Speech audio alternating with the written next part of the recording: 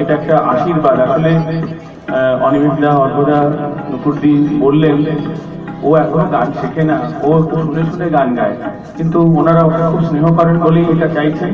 আর আপনাদের আশীর্বাদ পেলে যদি ও জীবনে কিছু করতে পারে সেটা ওর জন্য অনেক মূল্যবান। একটু 5 মিনিট সময় চাওয়া হয়েছে, ও ছোট্ট করে 8 গানা গান গাইবে, সেইটুকু গান পেলেই আমাদের জন্য সেই আশীর্বাদটাই ওর জন্য জীবনের পাশে উঠে উঠবে।